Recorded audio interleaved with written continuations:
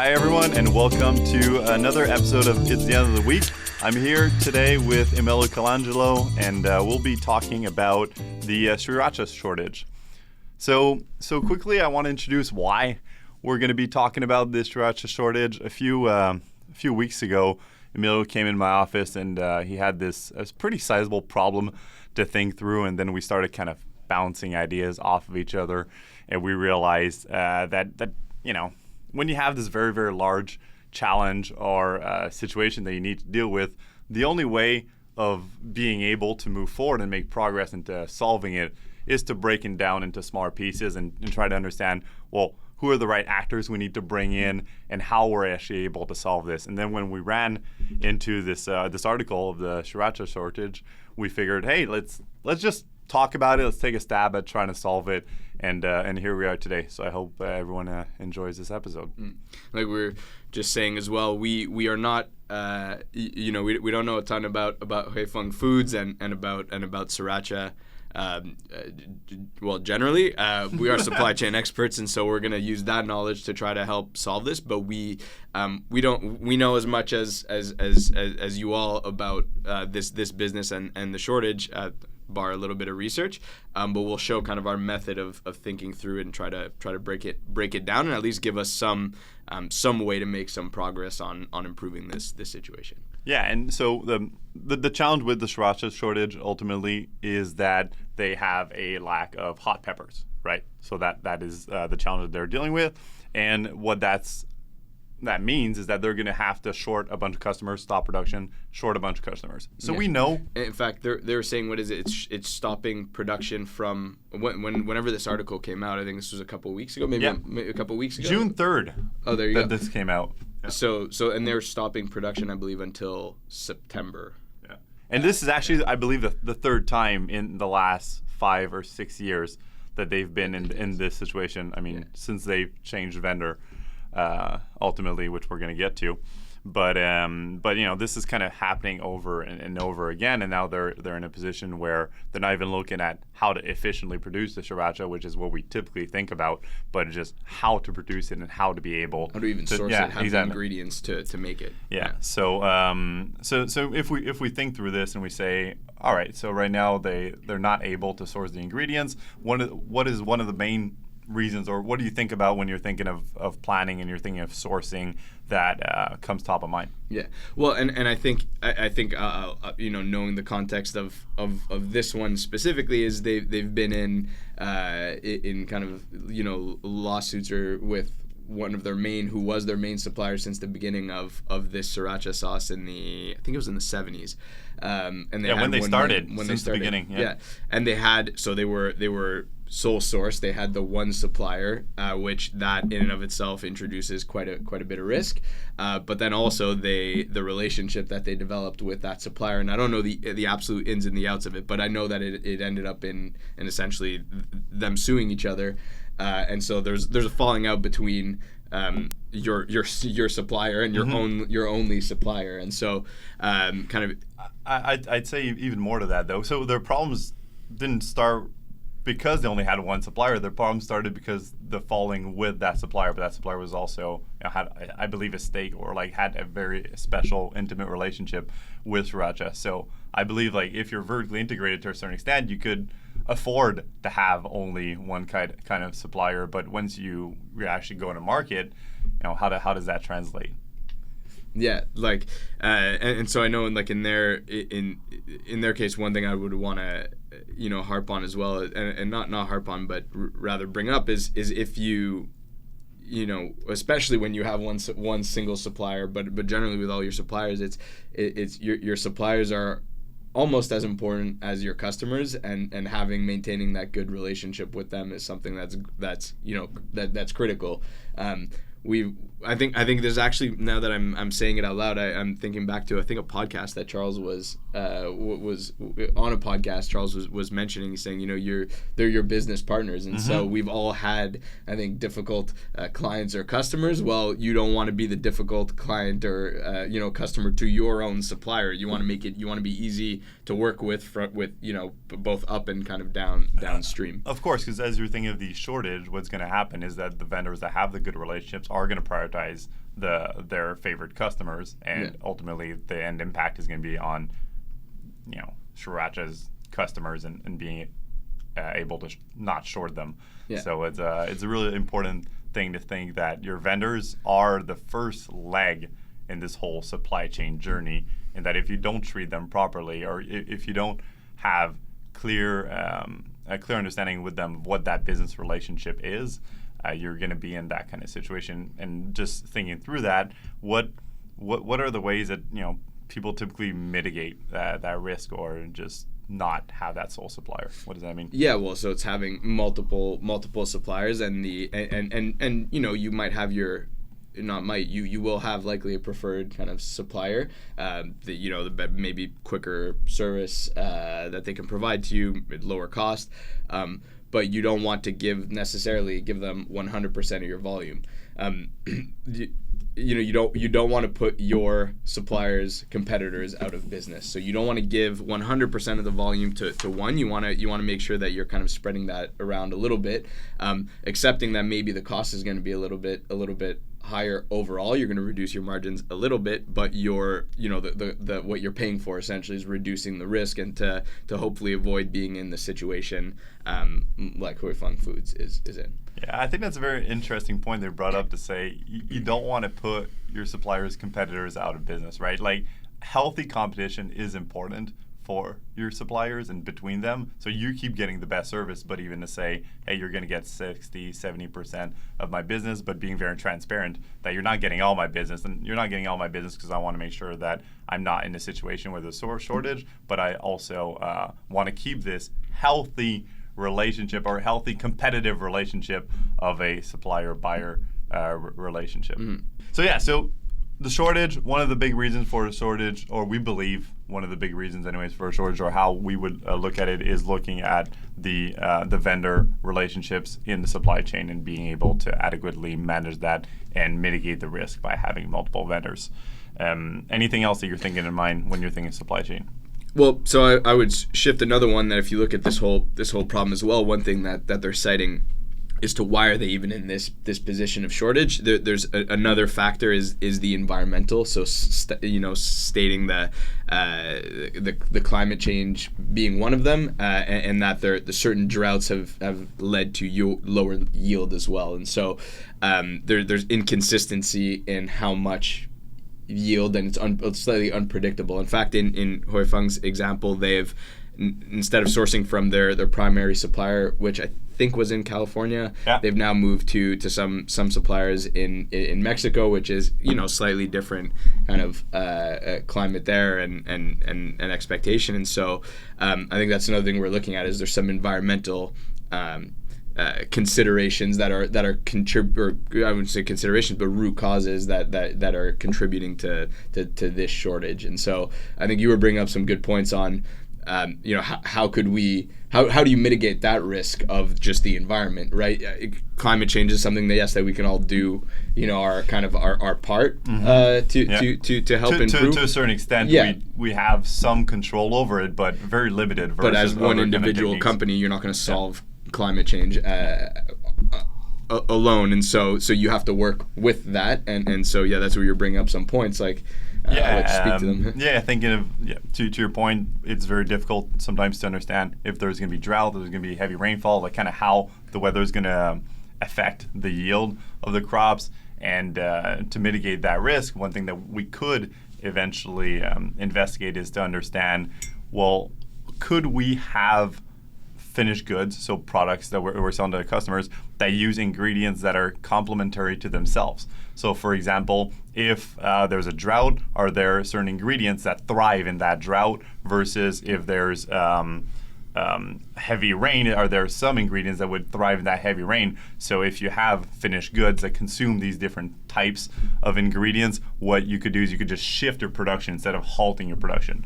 So for example, if we take Sriracha, if they had a certain sauce or a certain complementary SKU that they would sell, that they know that in a period of drought, they could source from another vendor a lot more of those components, and the production line could actually take or create that finished good, then they could mitigate that risk. It doesn't mean that it'll be able to yield as good profits, because it might not be as profitable of an item, or there might still be some impact to customer satisfaction, but that way at least you're not completely halting your production, and you're not letting your production lines kind of stand still and just look at production be down for several months. Yeah, at a time, exactly, for several months. So since at this point it's really more medium to long term planning, but it would be an interesting to look at is how do you find ingredients that typically complement themselves in environmental changes. Mm-hmm.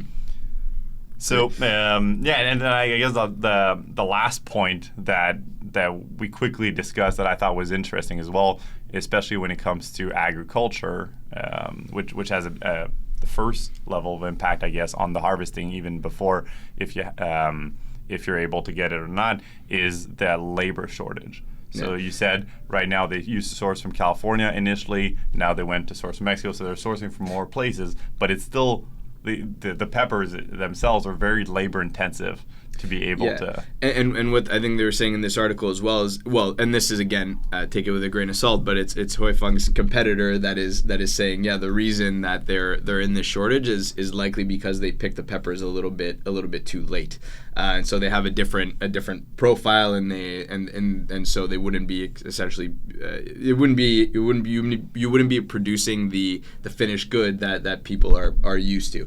And so if you look at what is one of the reasons that they picked them too late, they're citing as well that it's labor shortages, and so when it was that right time to actually go and pick them, they didn't have the labor to actually go ahead and pick them all at the at the right time in the right window.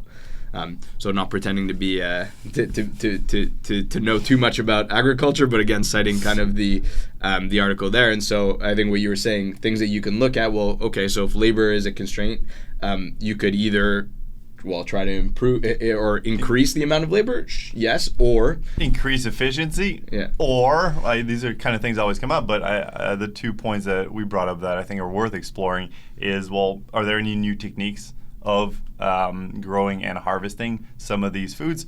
But I think even more importantly, what is the loss that happens throughout the supply chain? So we work with a lot of different food banks and different organizations that look at loss in the supply chain and try to reduce it. And it would be interesting to know. And once again, we're no expert in agriculture, so I don't want to improvise myself as being one. But understanding, are we able to keep the same kind of labor, keep the same kind of efficiency, but just have much more ingredients to consume by reducing loss throughout the supply chain? Just the food waste you're saying within. Exactly. Just the food waste in the supply chain. Sometimes we're always trying to increase efficiency in a siloed fashion. So how do we do it for agriculture? How do we do it in terms of environmental elements? How do we do it from vendors? But if you think about if there's, 5-10% loss every step of the way, and you're able to reduce that significantly, or even just reduce it by a few percent along the way, it accumulates up, and then you have much more volume, or you have a lot more ingredients to consume down the line. So I don't know what your thoughts on that are. I know we were a bit mitigated on that in regards to, we don't really know what that percentage is and if there's actual loss. Yeah. But I thought it was an interesting thing to think about. Yeah, and I think actually just to bring it all together, it's these are ideas of things that we could, we would want to work on. So so what have we solved here? Nothing. We've put together a plan. But I think so. If you summarize, right, there's the first thing that we mentioned is vendor relationships, right? Yeah. So is there really? Suppose that I was hired by the business. What do you say there? Have better relationships. Okay, that's a bit more of a maybe there's not something I can go and tackle, but definitely having the single supplier, limited number of suppliers, that's something that that's tangible. I think it's actionable. It's looking at and reviewing how many suppliers do you have for all your components? Are they reliable? How are you measuring kind of their performance? What is a plan to improve it, or maybe it's going to market or going to collecting bids from different suppliers to see, hey, okay, this is a huge problem that we need to solve. So the first one for me would be, a project around improving kind of supplier.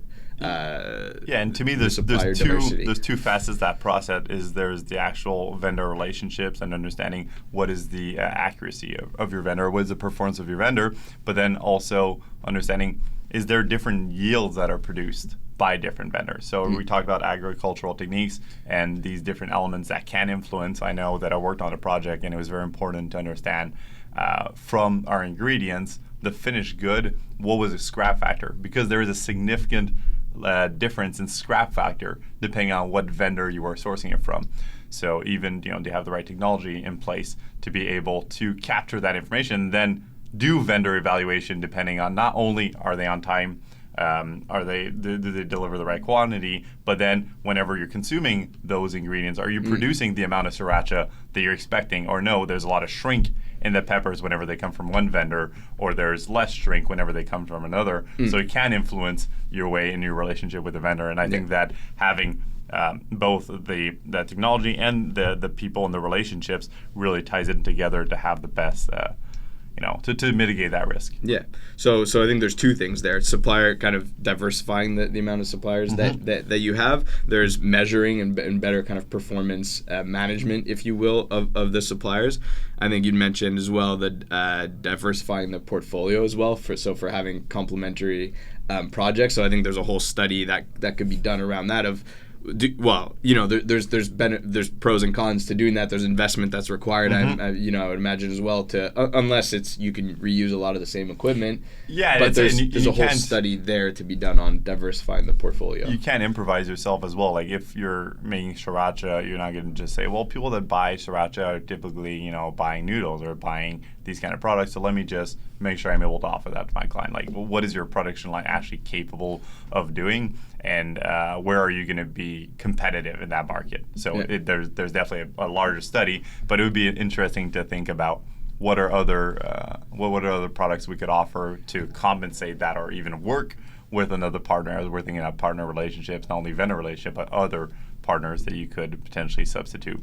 I had a client at some point, and it was very interesting where they produced ice cream. And so there's a lot of volume in the summer, very little volume in the winter. So what they did is they actually had partnership with other vendors that they could use the production lines for byproducts that they did not necessarily sell, but that they would co-manufacture during the winter. So also understanding that if you're not ready to start another line under your brand, is there any way that you could partner with another non-competing product, and they could use your line if ever there's some capacity, there's some shortage or something like that. So I think that could be an interesting to think about without necessarily saying I'm adding a product to my name, because sriracha is sriracha and they're keeping it simple, and I think that's why it's working. But is there any partnerships that could be done? Yeah, and then the last one, I would actually break it into two. So I think it's regarding kind of the agricultural, and saying I think there is probably some efficiency kind of in the maybe in the silo of farm to the facility, but then also so that would be one, is looking at how do you improve the kind of the efficiency in that process.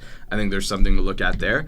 And then there's also looking at the whole kind of their whole supply chain as well, and looking at, is there any kind of waste, like food waste in there that you can tackle and reduce, so that more of what comes off the field makes it to the finished product, to the consumer, to the kettle, and to the kettle. There you go. and not wasting any. We're not wasting any of the product at any point, be it in kind of the actual ingredient, if you will, from an ingredient, the whip stage, to the finished good that's expiring on some shelf as well. That reducing that food waste would ultimately get more sriracha to market and to people who want to consume it. Yeah.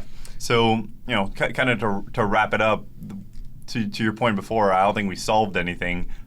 We talked a lot about some of the ideas we had, but what we were able to do is to say, hey, we have this challenge. How can we break it down into smaller, sizable projects to investigate further and see if there could be an opportunity or not an opportunity, and just kind of building that longer term roadmap, which could then be delivered and leverage professionals that are actually experts into agriculture, experts in environment, experts in even vendor selection or vendor management, right? These each one of these subjects have very narrow area of expertise that you'd have to partner with someone to be able to dig in and to solve and to actually have concrete understanding of if this could help or not. So we haven't solved anything, but at least we've made a game plan to solve for it, and that's how we would go about it, and we would approach that problem. So anything to add on that note? To close on that, no, I think that's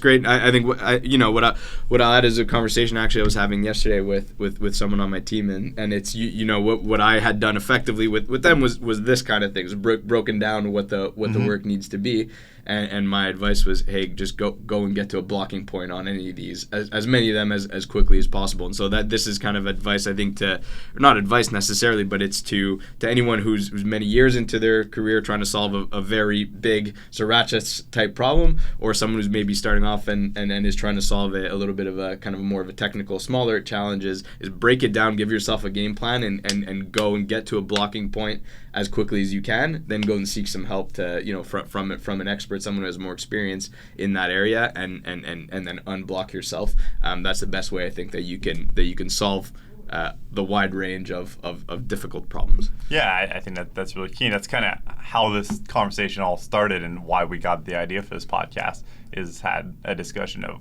well, we have this end challenge that we're trying to solve. How do we break it down? And even us after decades in consulting and understanding how to think through these things, we get to these blockers, and sometimes they're just bouncing ideas off of someone saying, all right, now I understand how to go about it, and I understand who to talk to, because these larger challenges, they're not something that are solved by 1, 2, 3 people. They're solved by a much larger group that have these areas of expertise. So to your point, even if you think of a more technical element to it, how do you solve that problem, break it down into smaller pieces, try to get to a point where you can no longer move forward, ask help from an expert, and then just kind of keep moving along.